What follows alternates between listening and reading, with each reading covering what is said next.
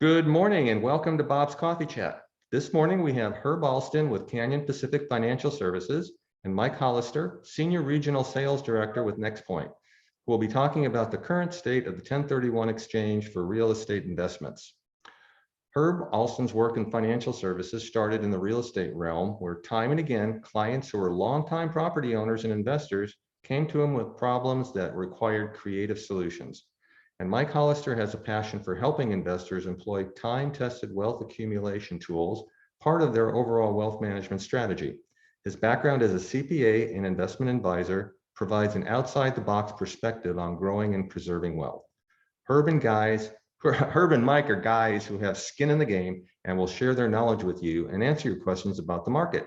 In addition, Mike and Herb will share their insights as to the current state of the 1031 exchange market and why it's a good time for you to tap into that long-held investment property and why you should list that property now. So Mike, Herb, I'll turn it over to you. Okay. All right. Well, thanks. Let's see, I'm unmuted here. So I'll just get started here. I think you can all see this on your screen, the information for NexPoint Real Estate. I work for a sponsor of 1031 exchange replacement properties also known as DSTs. And really what this represents in terms of an opportunity for an investor is to completely step away and retire from the idea of active property management. We're a sponsor. We've been doing that for a while. As you can see here, we have about 10 billion under management as a company, including, I think it's up to 12 billion in real estate transactions over the last decade. And we've done extraordinarily well. I would encourage you, if you want to look at probably one of our easiest demonstrated track records, is you can look up the ticker NXRT. It's a publicly traded REIT. In that, we do a lot of our trading within the multifamily space. And we've done very well. Over 45 realized transactions over the last, I think it's 6 years. We've done about a 30% gross IRR during that time. So that's good. But that does not mean that if you work with us, you should expect 30% gross IRRs going forward. That number is really only useful if you have a time machine, because as we all know, we're in a different real estate environment right now than we were even 5-6 years ago, or especially 5, 6, 7 years ago, and coming out of the Great Recession. Cap rates have compressed, and the legal environment has changed, and that's really what we're here to talk about. Is like, well, what kind of opportunities, who should be looking at DSTs, and how can realtors in particular use this as a tool to work with their clients. And that's probably the biggest thing. The biggest thing that I want to emphasize is that given what's happened in the market right now, a lot of people, what I'm finding in just terms of talking with realtors and talking with securities advisors, a lot of people are really scared to even list a property because they don't know what's going to happen with the law. They don't know if they're going to be able to find a suitable replacement property. Everybody's heard of 1031. They all know, most of them have already done it before. And they know that they can avoid paying the taxes, but they know that they've got a very limited window to identify a property, and they have a very limited window to be able to close on that property. And if they don't, if something gets messed up, they know that there is absolutely zero room for relief. The IRS is not going to cut you any slack. They're not going to allow any do-overs, or you've got to be very strict in terms of your adherence to the rules. And that will force a lot of people to say, you know what, I hate managing my property, but it's better than managing what I might have to manage if I got out of this property.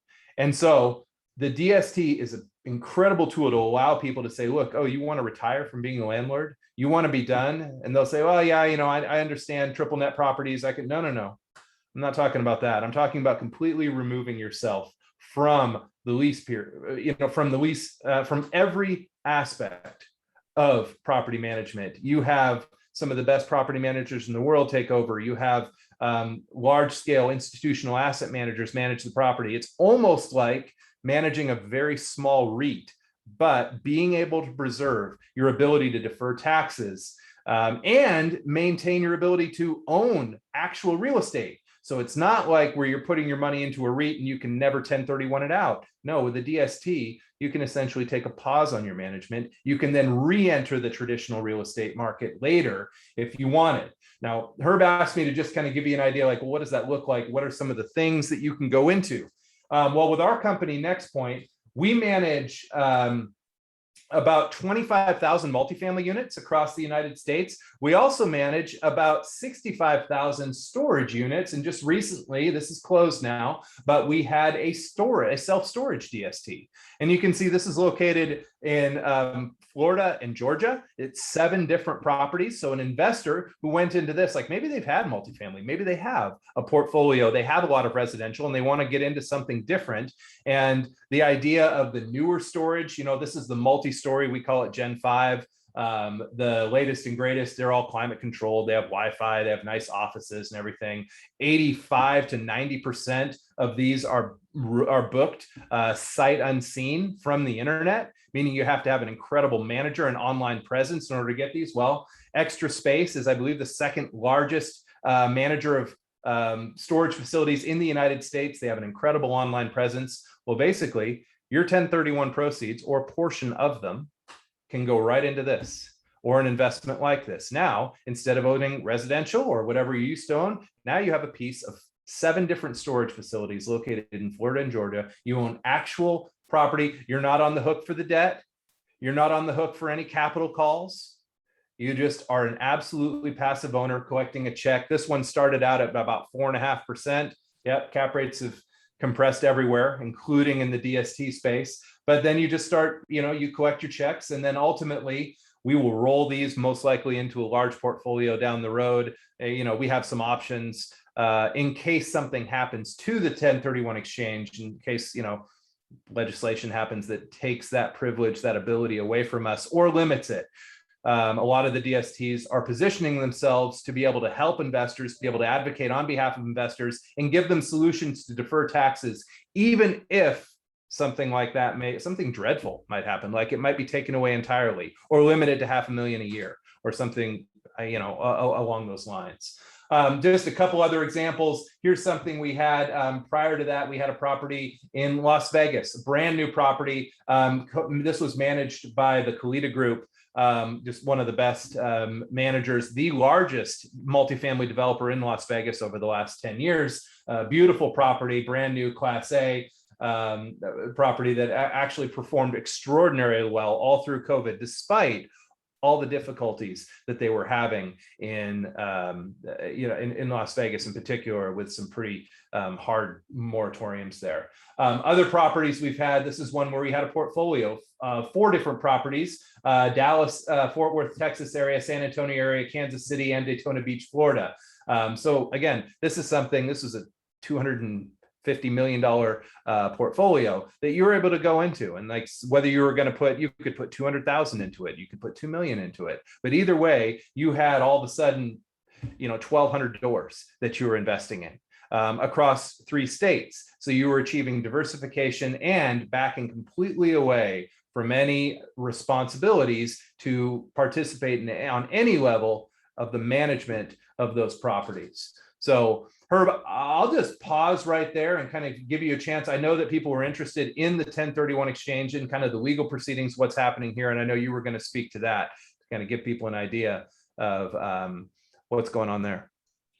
Wow. So I've sort of been on a handful of legislative events and conversations about 1031 exchange. And honestly, I think there's so much on the Biden administration plate. I think that the question is, are they going to be able to get to this, or are they just simply going to make this kind of a line item in a bill? And what they're talking about is limiting the amount of capital gains tax relief and how much you can write off in 1031 exchange. And I think your company has been very well involved in that.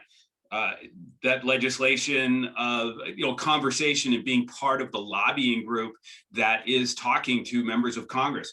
And I have to tell every real estate and financial professional on here who is a lender who gets an email from NAR or any mortgage association that you're with, if they're emailing you and they want you to communicate and talk to your member of Congress or Senate about House or Senate about 1031 exchange and get that letter out, we need to make sure that we're on top of it. And part of that is, and this isn't different than any other administration over the last 40 years who has wanted to tap that, what they perceive as a big bucket of money over here that's coming from 1031 exchange. So I also want to say, don't think that the Biden administration is any different than anybody else, okay? When the last administration came in, they took away what is called the personal 1031 exchange, right? And the people who were most hurt by that were farmers and large business owners, right, in the middle of the country. So this, because we have such a large lobbying organization, NAR, you have hospitals and funds and real estate investment trusts and oil companies and every endowment out there that's got real estate ownership is on this and in the face of the administration and members of Congress to not change 1031 exchange. So there's a lot of lobbying out there, but I also want to tell people, be active and don't sit in the background on this. Do you want to talk about anything that NexPoint has been involved in, any meetings or hearings that you guys have sat in on and listened on, and share what you've learned, Mike? Yeah, definitely. Recently, we had we had one of my the guy who kind of runs our product distribution sat in on a panel, and his most recent, kind of up to the minute, this is as of, I believe, yesterday we talked, is that the 1031 exchange is looking good. It's looking safe. It's one of those things where every time historically they've always put it on the chopping block because it's a great way to come up with fake money to fund programs, because you can essentially put a line item out there and says, look how much tax dollars we gave away by allowing the 1031 exchange, with the assumption being that if we didn't have the 1031 exchange, all of that tax revenue would have flowed into the federal government. But anyone who's not an idiot understands that most of those transactions simply wouldn't have happened. And so instead of actually having that be a net positive, you have a massive negative on the economy because you destroy two industries. I mean, obviously the 1031 accommodation industry completely goes away, but not only that, I mean, how many realtors, are out of the business at that point, and securities professionals. And so it's one of these things that, as long as they're listening to the right people and not just, having ideological blinders on, it's one of these, it's always withstood. It's always held up because, the vector matters, like how fast the velocity of movement of real estate assets is incredibly important to the economy. And most people end up knowing that. And it seems like we're getting there now. It seems like the idea of limiting it to 500,000. That was kind of the going idea. It was like, well, we're going to limit it to 500,000. But what that would do to absolutely just shut down real estate transactions and shut down the movement of real estate dollars, would just be devastating to the industry. And so we're getting beyond that. There was talk of removing the ability to do securitized transactions. I think that's kind of off the table now. That's that was part of the negotiation with NAR, right? Yeah. NAR said, well, let's not have securitized transactions. And a lot of us in this space said, well, wait a minute. A lot of that happens to be the fact that these transactions happen because of securitized transaction. You have a mature couple who have been managing, or individual has been managing real estate for 20 or 30 years. This is the option and opportunity for them to get out, let a younger crop come in and start managing real estate. The other thing that happens is what they wanted to do is to limit it to people with an income under $400,000. Well, I have to tell you that I'm just doing a transaction right now, and the couple that I'm working with, their combined income is $225,000. And so, and a majority of the people that I work with, there's a a few people I work with who have incomes over $500,000 who are doing transactions. I have a woman I know who's 82 years old down in Carmel. She just happened to buy 3 properties, and she's an accredited investor, but it's because she's held on to these 3 properties for many years. But what she will be doing with the proceeds is that's what's going to finance her life for the rest of her life and create a legacy for her family. So I think that, I mean, I had someone the other day I talked to, and they said, well, exchanges are only for rich people, right? So, and I said, well, that's how people grow wealth.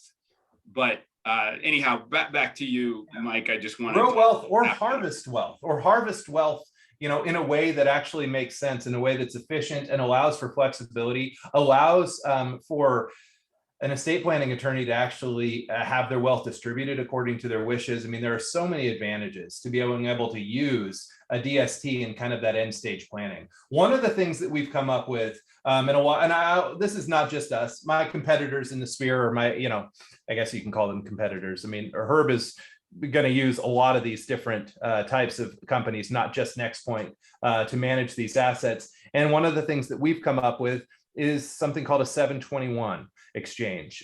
Even if something were to happen to the 1031 were to become legislatively compromised, it's unlikely that anything would happen to the 721. The 721 allows you to take property, and it's called you might have heard it called an UPREIT. And it allows you to exchange actual shares in real estate in a tax-free transaction, fully sheltering any gains and depreciation recapture, everything like that would go up into the shares of either a private or publicly traded REIT.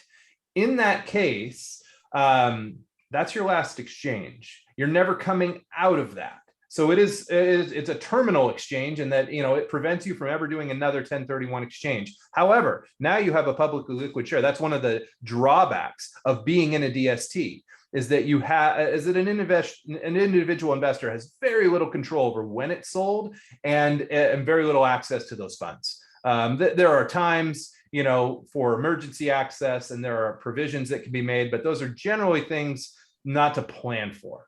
But the 721 allows people who are done owning real estate. They want the freedom of liquidity. They want to be able to harvest $50K a year. And yeah, they'll pay some taxes, or $100K a year. They want to be able to harvest a portion each year while they continue to collect dividend income. And for a lot of people, this is great. You know, yeah, you've got market volatility, you know, and if you, to the extent that you can kind of tune that out and pay attention to the underlying value of the asset, of the real estate assets in that publicly traded REIT, it's still pretty manageable, and allows people to spread out the recognition of that tax hit over the years in which they actually need the money.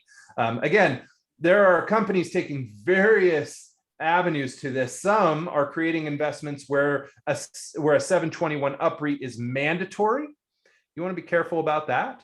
Others, like us, are working to provide investor options. So the investor would then, when the time comes, they'd have the ability to take cash or shares. If they took cash, obviously, they'd be able to roll that cash out and do another 1031 exchange, or they can do half and half. That's going to be an option. They say, look, I'm going to 721 part of it. I'm going to continue part of it. I have this other property that I've identified that I want to use. So something important to keep in mind is this 721 UPREIT. Again, not something that someone young typically is going to want to do. They're going to want to roll those properties over and over again. But someone who's kind of done, who's getting close, wants a more hands-off approach, that's generally the person who's going to be more looking at DSTs to start with. And that 721 is becoming a far more popular option for a lot of people who want, you know, who value liquidity and just transparency, the ability to just own shares. It's simple. Hey, before we take this to the next step, I want to chat with Bob and are there any questions that people want to ask at this point in time? Is there anything? I haven't been following the chat. I just changed to share my screen, so I don't know if there's anything in the chat, but I don't know if anybody wants to ask a question. I love that lion. Is it a tiger? Lion? No. Yeah, tiger. Leopard. Yeah. Leopard. Yeah. It's a leopard. The leopard. I love that leopard. There's no question. There's no questions. There's no questions in the chat yet, Herb. So I do have a question though. One that just came to my mind. So I totally get the 1031 exchange. You could just exchange. What happens when somebody dies and the property goes to the to the family or to the kids, or is the gain then realized based on whatever inheritance tax is? You know what? I think that is probably one of the best options and reasons to do a 1031 exchange into a DST, is because those funds transfer just like real estate. And it gets a stepped up in basis at the time of the passing of the family member, and then it distributes just in the terms of the trust. And I think a lot of times you have families who own 2 or 3 properties, and they've got 2 kids, and they said, which one of there's one crappy property, which one are we going to, who are we going to give that property to, which child, right? And so transferring it into selling that property and then taking the proceeds and putting it into a DST. And if it doesn't upreit, then they can also make a decision that in the upreit, there's 400 shares. We're going to give 200 shares to this child, and we're going to be the other 200 shares to this child. Or they're going to take those proceeds and donate them to their religious institution, their educational institution, or set up a trust for grandkids for education. So this just creates so many different options to have that legacy for a person who passes on and wants to figure out a good way to pass on their estate. Anything from you, Mike? No, I think you covered that. It is estate planning is one of the key uses for DSTs. I mean, it works really well. It's just easy. I'm going to start this part of the presentation really quick, but I'm also going to just kind of pop in one comment that happened last Friday. I don't know if any of you are on Clubhouse, but I was on a Clubhouse meeting last week with global realtors who happen to be all over the country. And at the end of that, I got a call from a guy in San Jose. His client is selling 2 properties, total $8.1 million. And he is now moving that $8.1 million into 3 DSTs. And one of the transactions was 4.3 million. And he basically had a couple offers at 4.2. And his agent, he told me, he says, I think I'm just going to wait on this transaction, and I'm not going to close the 4.2. Well, I know the agent on the other side, as I sort of got to know him really quickly and had a conversation with him. He'd been working on this $4.2 million house, getting it ready for 7 months. And so the owner was saying, I think I'm just going to wait. I'm going to take it off the market and maybe put it back on in January. And I basically convinced him, while I was talking to him, I said, look, hey, here's where the income will be from your DST income. And so that second property now closes next week at 4.2 million instead. And he was just whining over, I'm going to get 4.3. Let me just sort of add that he bought the property in 2003 for 1.75. All right, so my presentation. So this is really what a lot of what you're doing is really growing your real estate practice through 1031 exchange and how to do it. All these investors are accredited investors. An accredited investor is someone who has a net worth, personal net worth of $1 million outside of their primary residence. So that includes everything: cash, 401k, mutual funds. We lump it all together, get a statement of net worth together, and realize the client is an accredited investor, and that's who can invest in this. So my company is called Canyon Pacific Financial Services, and I'm sorry I'm rushing because I want to make sure that we get enough time for questions and get through to Mike. So I'm going to slow down a little bit. So I have a full service. The reason I'm called Canyon Pacific is I just acquired a firm. The person who had the firm was in Arizona. So just a little about me right there. That is there, just kind of my background. I'm been in real estate. Many of you know, at Coldwell Banker, 18 years. And then about 9 years ago, I became an advisor because of this specific situation where clients were looking to transition out of active management. And a lot of times people leave California. They pack up and move to Florida. They move to Georgia. They move to Texas. Wherever they're moving, a lot of people moving to Idaho and Oregon. What happens is, even though they own the property in California, they've moved. So these are people, every green square you see here on a state is because a real estate agent has probably referred someone to me who lives in that state. And those transactions I do are because someone has referred someone to me. And that's how I am licensed in, I think, 26 states. You guys know what a 1031 exchange is, I hope. That's why we're here. A lot of people think, hey, I've got this rental house in Dallas. I'm just going to replace it with another rental house, right? Or they have a condo in downtown Dallas and they want to move somewhere else. I was recently in Dallas and did a presentation in Dallas, 250 realtors. So that's how the Dallas presentation is here. A lot of people think, hey, I own a convenience store, a gas station. These are all what people trade out of, right? And this is what they are selling a lot of times. And the biggest importance on this is making sure that you have a qualified intermediary. Many of you know either Leonard Spoto, James Callejas, and a couple other people in the area that wind up handling your funds in the 1031 exchange. So you have a title company that closes escrow. They're going to transfer everything to the qualified intermediary. The most important part of this exchange, and I'm going to tell you that I had a woman who called me. I know her sister because she was selling a building on Folsom about 2 years ago for $2.5 million. She sold it. Well, her sister owns a building up on Diamond. What's this school on Diamond? It's like Diamond and 26th. She has a 2-unit building across the street there that they bought for $167,000 in 1962. She just sold it for $2.1 million. And she called me and said, hey, I'm ready to do my exchange now. We closed our sale. I said, great. Who's your qualified intermediary? There was silence on the other end of the phone. She did not use a qualified intermediary. There's $2.1 million sitting in her bank account.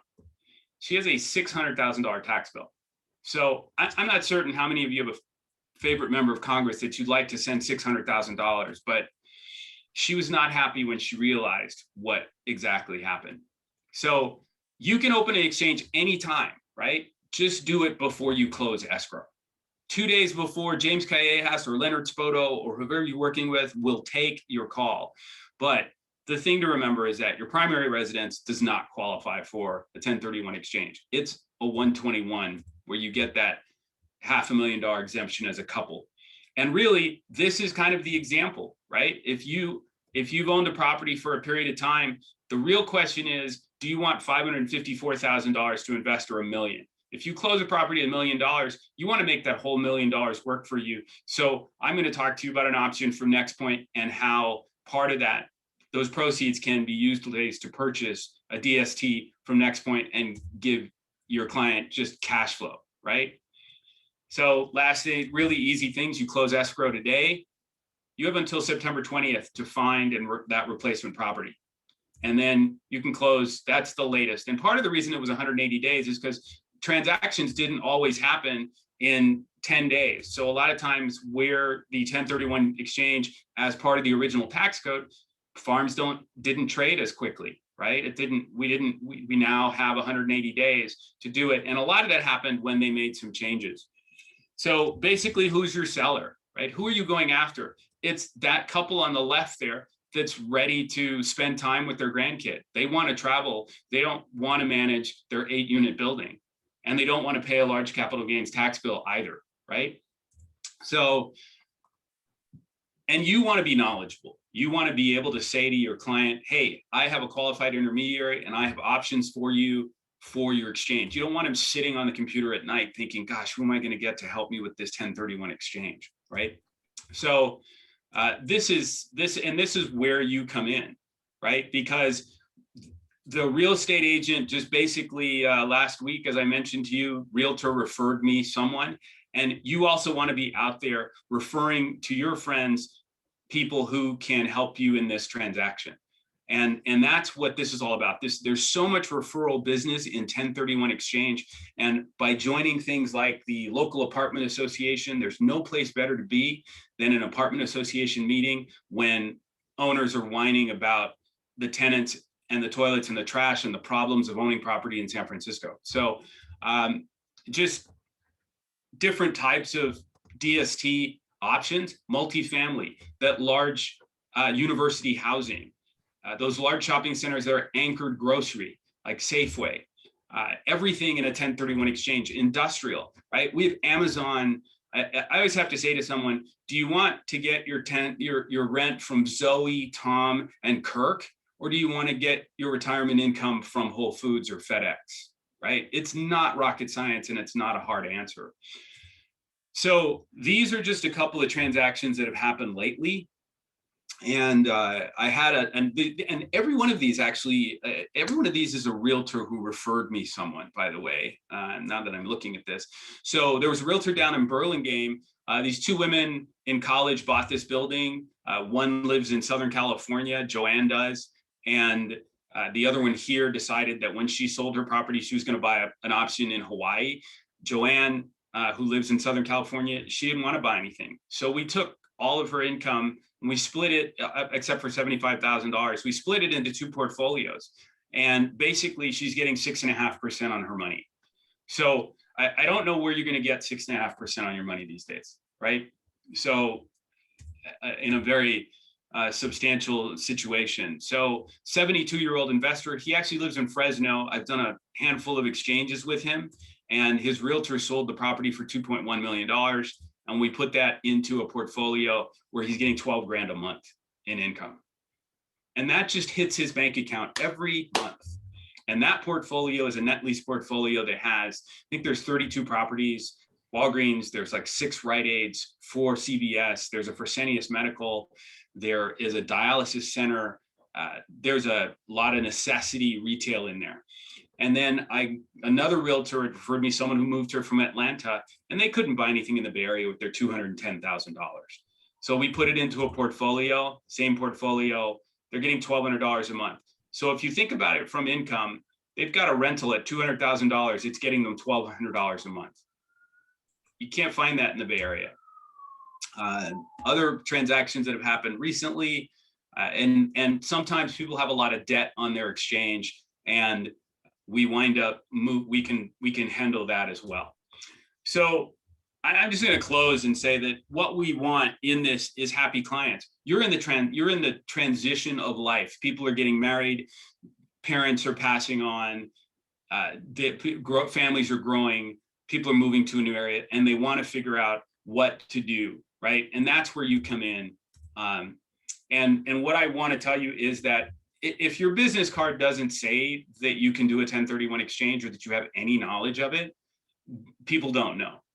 So don't be a secret agent, right? Just on my business card, it says 1031 exchange specialist. I can't tell you how many people get my card and they'll wind up talking to someone. I got a referral last week from someone from a client that I've sold a property to, gave my card to someone else. Well, turned out they needed a 1031 exchange. When he looked at my card, he said, oh, hey, I have your card. I got it from John, and your card says 1031 exchange specialist. We're selling a building and we're in escrow.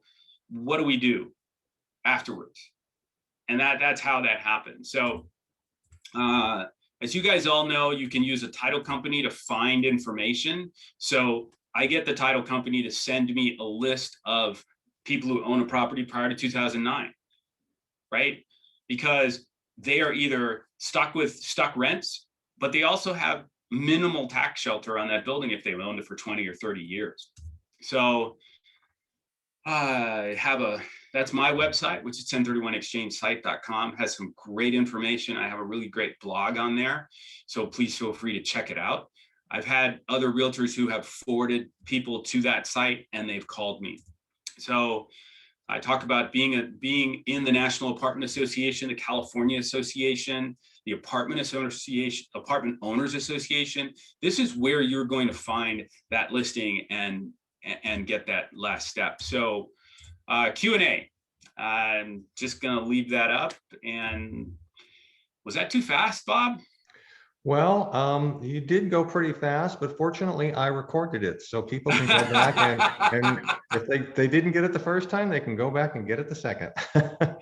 Well, to me, the most important person on this call is Mike, because Mike really has a lot of experience in talking about their offerings and the success of their offerings and what is done. So whenever I have an opportunity to put a sponsor and someone who I have had my clients invest in their offerings, I love to get people to ask Mike questions.